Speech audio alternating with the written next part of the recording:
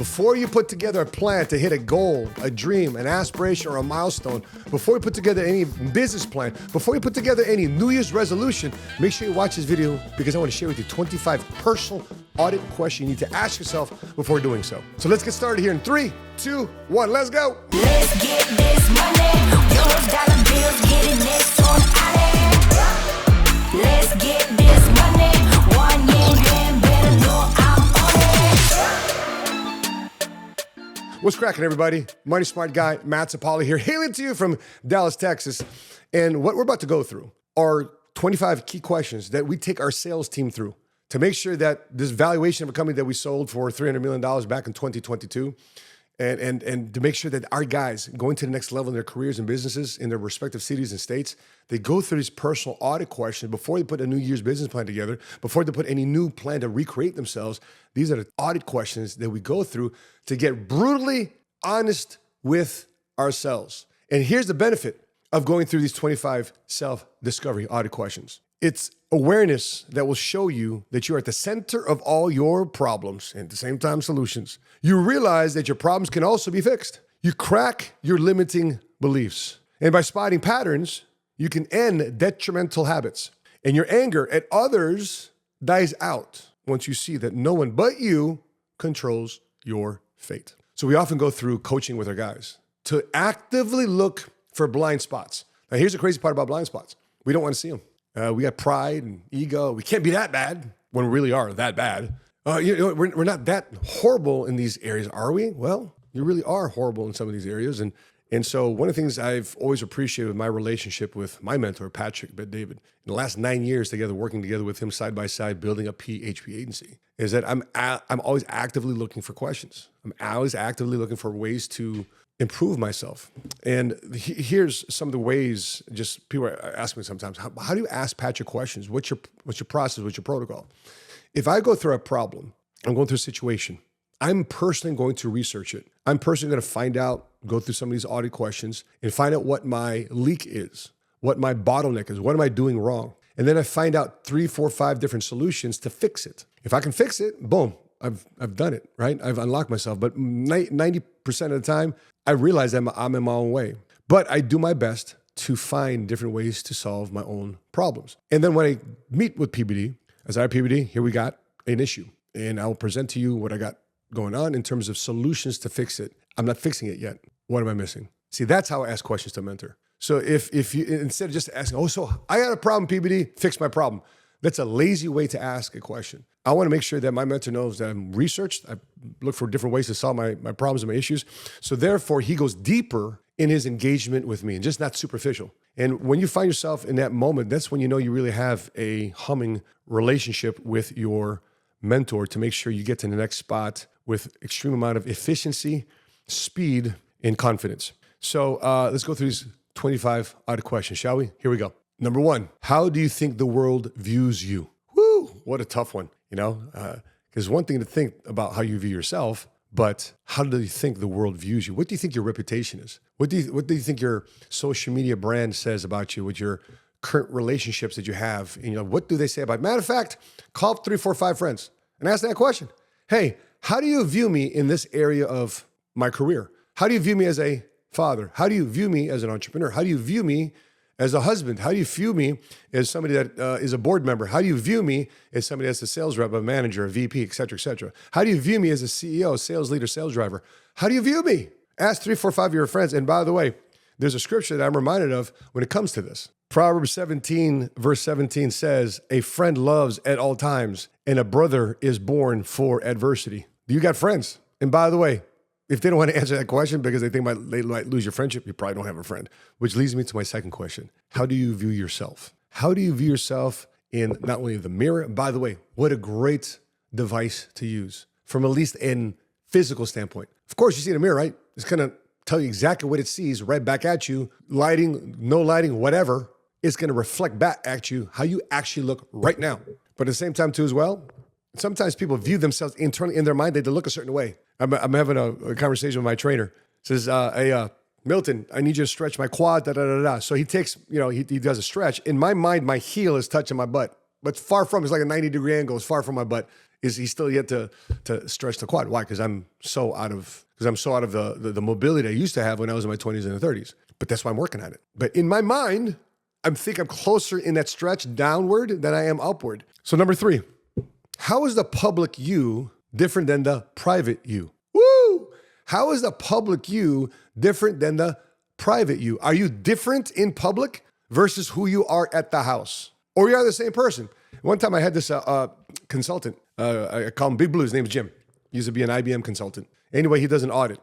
I'm asking these questions, surveys, blah, blah, blah. I'll go through something similar to like this, but with a professional consultant doing it. And anyway, he gets back to me. He goes, hey, Sapaula. I said, what's that? Do you like what you do? I said, yeah. I mean, do you really like what you do? I was like, yeah, I do. Are you sure you like what you do? I said, I'm absolutely certain I don't like what I do. I love what I do. Why do you ask? Because my surveys indicates that, and he opened up his binder, that you are the same person at home. You're the same person at your job. You're the same person at your church. You're the same person at the gym. You're the same person. So you don't go under any other stress. You're the same person. That doesn't mean I don't have good days and bad days, but I'm not stressed because I feel I got to be different publicly than I am privately. 4th question.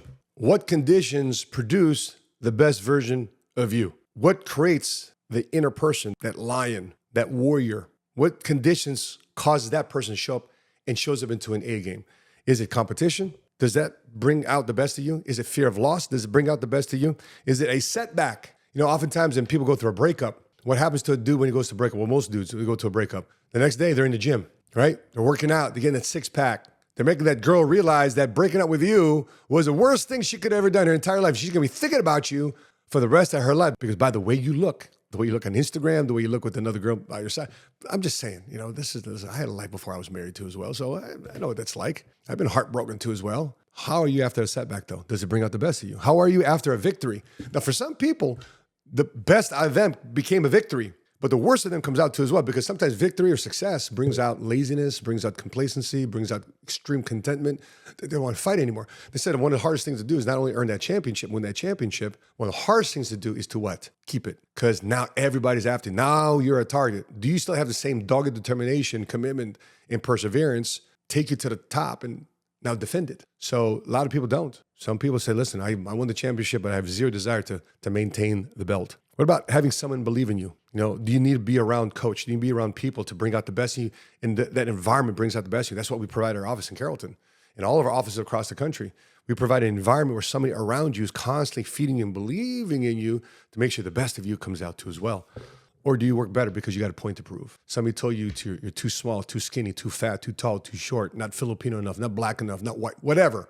But you're a woman, you're a man. How many of these things that piss you off, you're not good enough? How many times you've been denied credit because your credit sucks, but it bring out the best of you? These are the questions you got to ask yourself. So what conditions produce the best version of you? Write it down.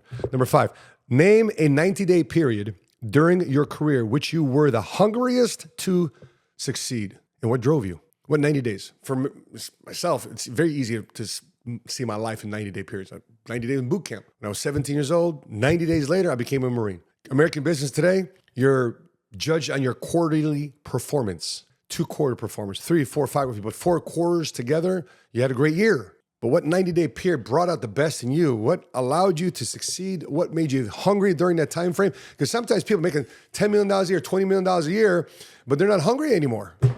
They don't want to take it to the next level. And you got the law of the lid kicking in because your employees want to get somewhere, but you don't want to get anywhere because you've made your bread, you've made your money. But what happens when you stop? Well, everybody's limitations are there too as well. Their ceilings are stopped because you stopped as a leader. You stopped as a sales leader. You stopped as a CEO. What you got to do is recreate yourself so therefore everybody around you can also benefit too as well. Next question. How do you handle a public loss? How do you handle failure? How do you handle when things aren't going your way? Whew, that's a tough one.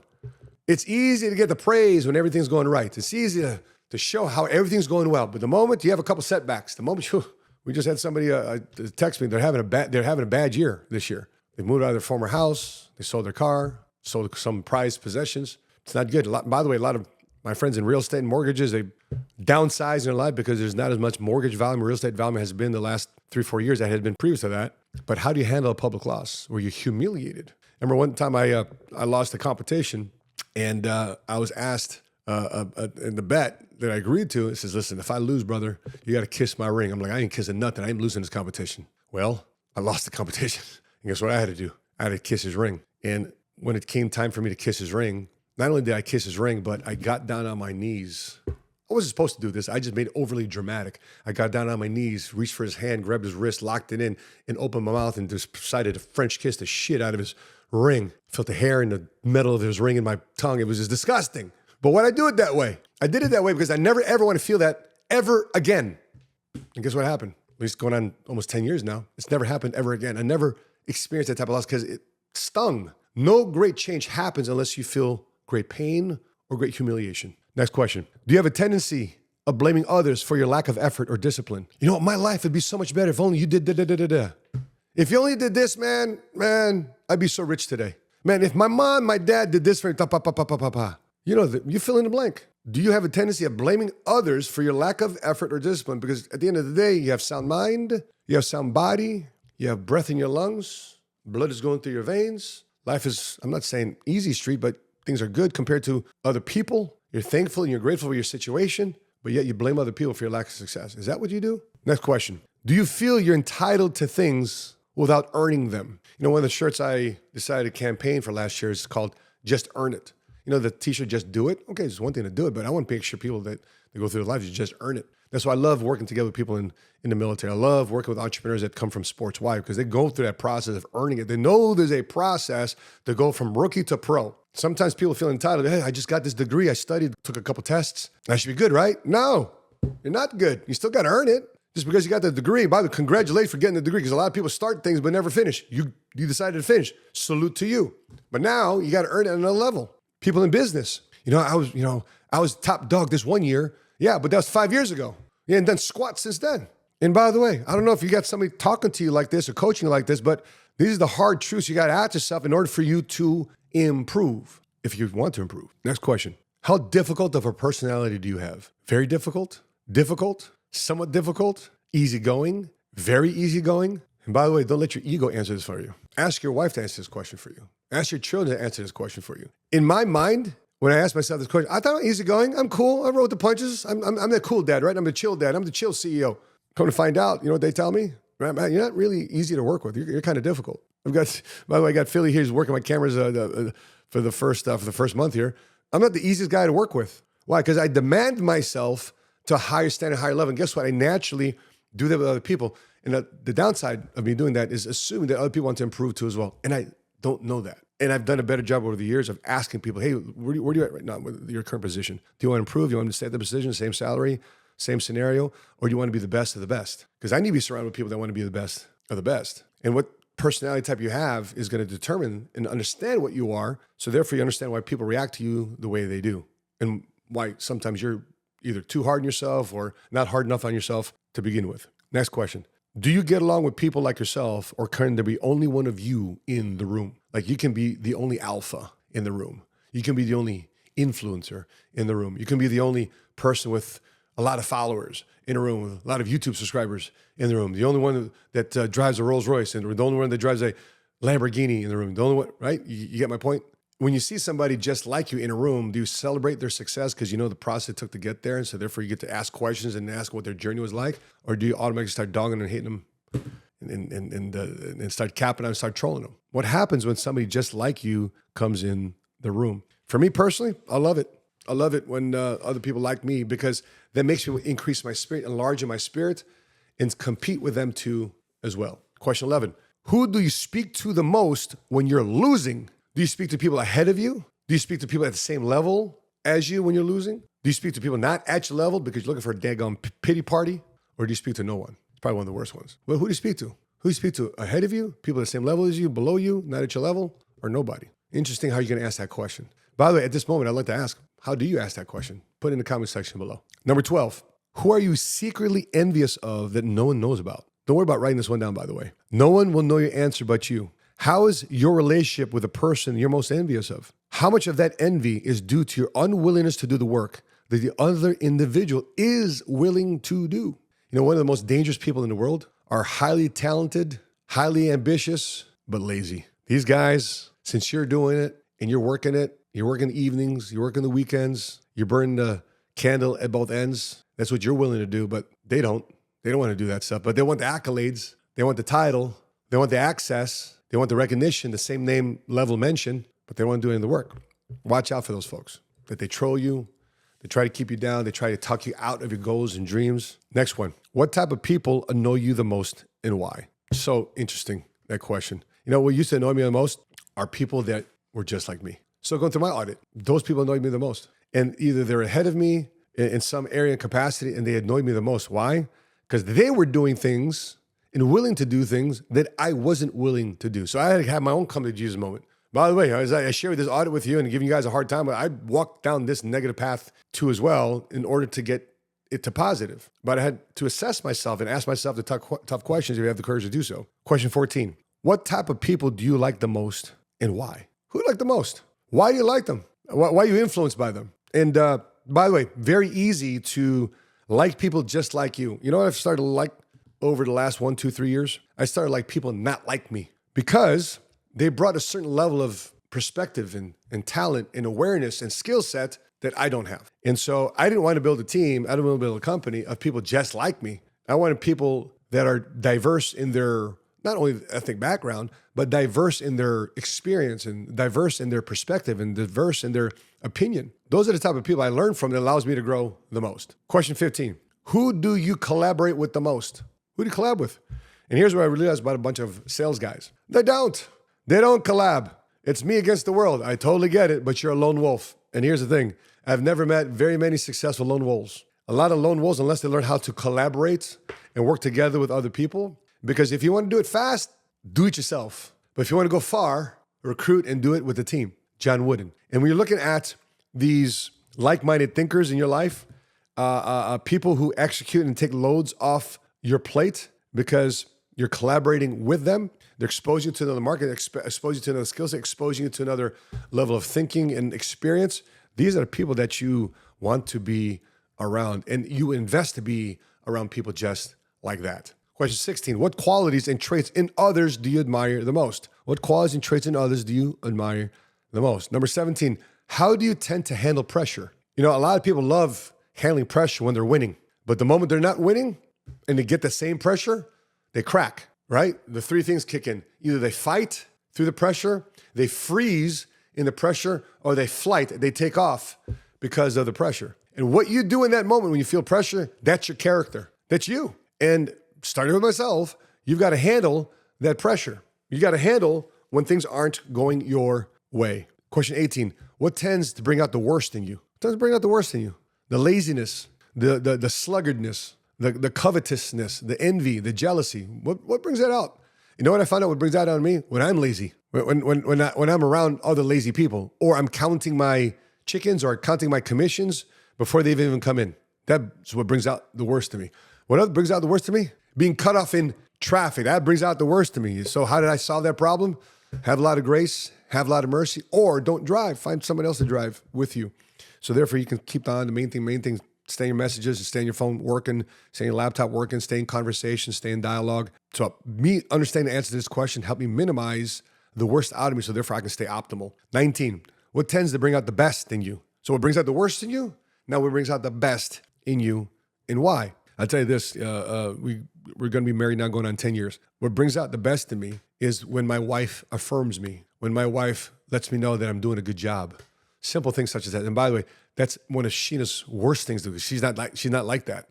But I tell her, hey, babe, listen, that really helps me out to know that I go in this world and I get turned down by a lot of people. I do deal with sales and sales leadership, and I get a lot of no's in my life. But if there's one area in my life that I would love to have a yes and approval from, if it's earned, is from you. So just keep that in mind. And by the way, ladies, just so you know, your ability to speak life into your husband, into your man, does so much for them. And by the way, fellas, you got to do your part too as well. So if you want that from your wife, your girlfriend, your significant other, guess what you got to do? You got to feed that into them too as well. However they feel they're the best around you, however they feel they're the worst around you, minimize what's the worst and increase the best.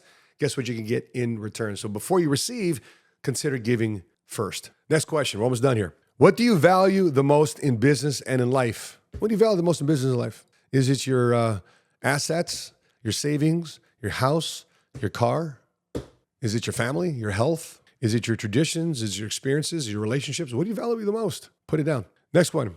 What do you fear the most in your line of business? You know what I often find? I find a lot of people when they go through this audit, they find out that they have the right ambition, they're just in the wrong industry. They're working hard in the wrong industry. Imagine if you work hard in the right industry or around the wrong people. So these things here, what do you fear the most in the line of business? This is a great question to ask yourself and actually process this. And just to let you guys know, when I did this, away from everybody, phone upside down, off, listening to classical music, smoking a cigar, glass of whiskey, just processing how I can get better. All right, next question. What accomplishment are you most proud of and why? Number 23. Who do you want to be? What do you want to accomplish, man? What life are you signing up for? You know, what type of expectation you have in this current endeavor, this goal, this aspiration, do you actually want to realize as truth in a current existence? What do you want to see? Who do you want to be? Deep one, right? Next one. What kind of life do you want to live? What life are you signing up for?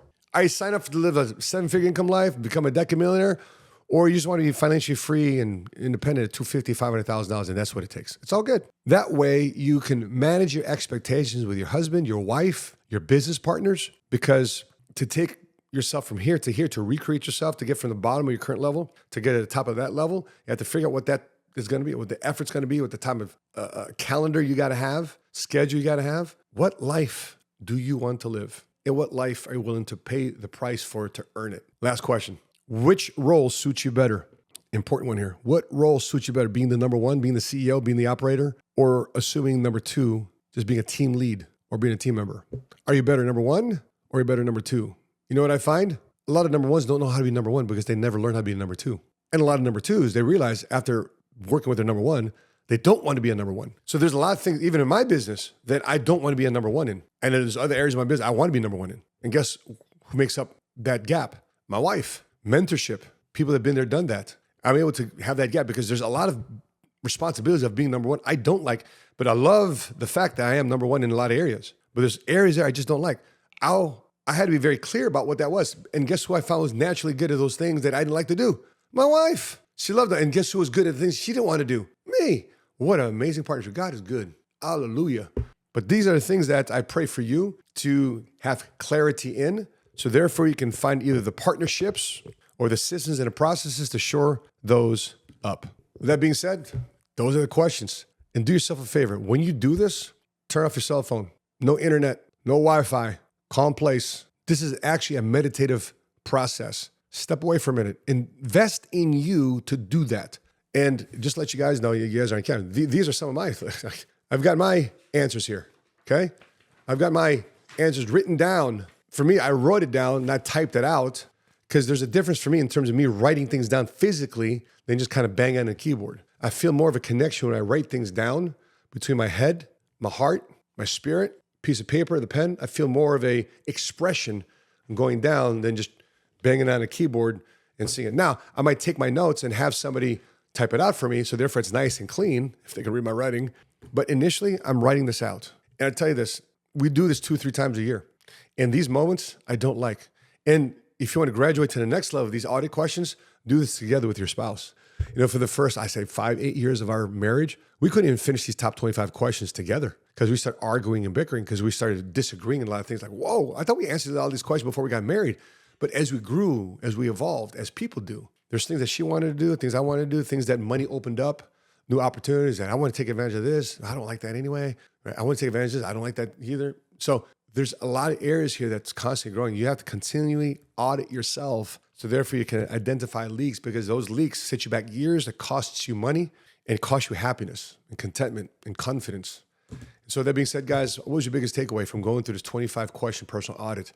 And I'm just glad I was able to do it together with you. Now, if you want to get a PDF copy of this, make sure you go to the link in the description column. We'll send you a PDF copy of this. Just go to the link here, and then we'll send it to you right away in your email box. So that being said, guys, I appreciate you tuning in. Please put your biggest question, your biggest takeaway from this process. Which of the top 25 questions most impacted you the most? That being said, guys, appreciate you. Make sure you subscribe to our YouTube channel here, 7-Figure Squad. And until we meet again, continue to live smart, continue to love smart, and be money smart today. God bless you. Bye-bye.